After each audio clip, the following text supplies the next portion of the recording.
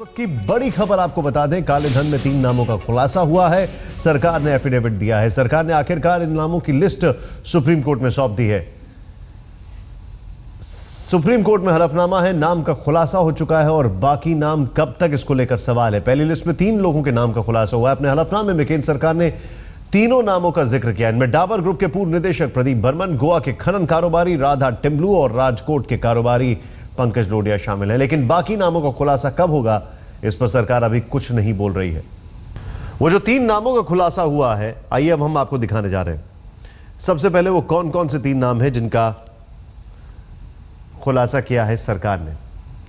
यहां पर आपकी स्क्रीन पर जो सबसे पहले प्रदीप बर्मन, राधा टिम्बलू, प्रदीप बर्मन डाबर ग्रुप,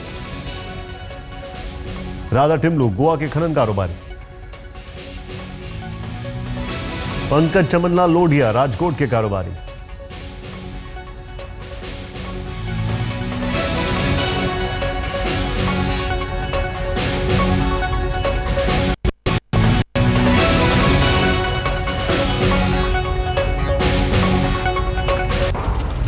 अब आपको हम दिखाने जा रहे हैं कौन कौन इनकी क्या प्रोफाइलिंग है, क्या क्या इनका बैकग्राउंड रहा है। डाबर ग्रुप के निदेशक रह चुके हैं। डाबर ग्रुप में कई अहम पदों पर रह चुके हैं प्रदीप बर्मन। 1995-1998 तक डाबर इंडिया लिमिटेड के डायरेक्टर रहे। 1965 में अमेरिका के MIT से पढ़ाई की। दुबई में अल-खाजा टीमेक्स में डायरेक्टर रह चुके हैं।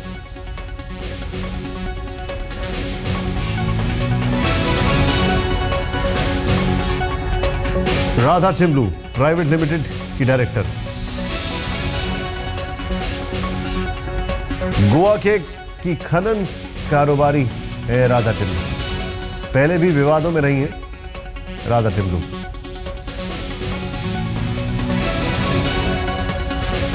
राजकोट के मशहूर कारोबारी पंकज लोढ़िया, थोड़ी देर में इनका बयान भी आपको सुनाते हैं। शेयर कारोबार से जुड़े हैं पंकज, बड़ी मासूमियत से बोलते हैं, मेरा इसमें कोई कुछ भी नहीं है। श्री जी ऑर्नामेंट के संचालक हैं।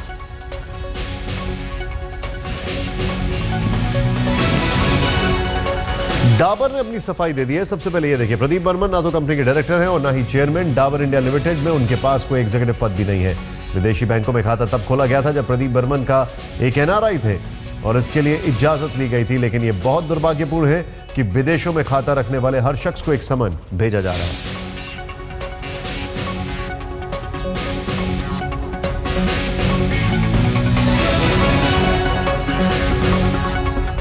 बड़ी मासूमियत से पंकज लोढ़िया कहते हैं कि नहीं मुझे कुछ नहीं पता। आइए देखते हैं। जब आप मुझे बोल रहे हैं तब मुझे ये सब पता चल रहा है कि I don't have any Swiss account. तो किस प्रकार से ये आपको हैरानी हुई है कि आपको कोई नोटिस या कोई नहीं, for this we don't have any this. तो ये जो नाम आया है सुप्रीम कोर्ट में आज जो सरकार ने घोषित किया है, तो आप किस तरह से ले रहे हैं और आने वाला मीन्स कि आपका क्या स्टेप रहेगा? See whatever the prosecution we will just reply. और हमारा ऐसा कुछ है नहीं, जो भी है हमने बुक्स में जो है वो सब दिखा दिया है और जो भी है हमने ऑलरेडी डिक्लेयर कर दिया है। तो क्या मीन्स के स्विस बैंक के अलावा क्या अन्य कोई देश में अकाउंट है, ऐसी कोई जानकारी? नहीं, वॉट एवर जो भी है हमने ऑलरेडी डिक्लेयर करके हमारा सब डिक्लेयर किया हुआ है सब पूरा। अभी जो नाम आए उसके आपको कोई लेना देना नहीं, हमें आज अभी आप बता रहे तब मुझे मालूम पड़ रहा है कि ये है सब। अहमद अजीम इस वक्त हमारे सहयोगी इस वक्त हमारे साथ है। अहमद अजीम के पास सीधे चलते हैं। अहमद, थोड़ी देर पहले हमारी जो बातचीत चल रही थी आपसे, अब मैं सीधा सीधा आपसे एक सवाल पूछ रहा हूं। इतना हल्ला, इतना शोर शराबा और सिर्फ 3 नाम, बाकी नाम कहां है?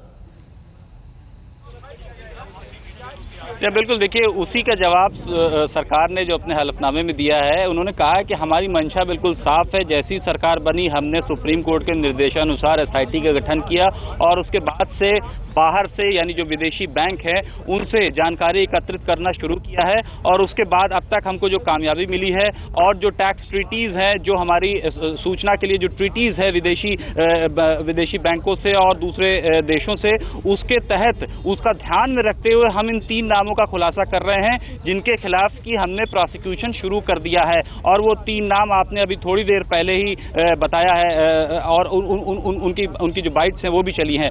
जो हलफनामे में कहा है सरकार ने, उसने साफ तौर पर कहा है कि इनके खिलाफ हमने धारा 276C1 और 277 जो कि इनकम टैक्स की धारा है 1961 के एक्ट की, उसके तहत इनके खिलाफ हमने प्रोसिक्यूशन शुरू कर दिया है। और ये भी कहा है इस हलफनामे में सरकार ने कि इसके अलावा और भी बहुत से केसेस हैं जो कि अंडर प्रोसेस हैं और उसके अलावा कई और नाम हैं जिनके खिलाफ प्रोसिक्यूशन हो गया है और इनका नाम हम ड्यू कोर्स ऑफ टाइम में यानी थोड़े समय बाद जो है उन नामों का भी खुलासा करेंगे।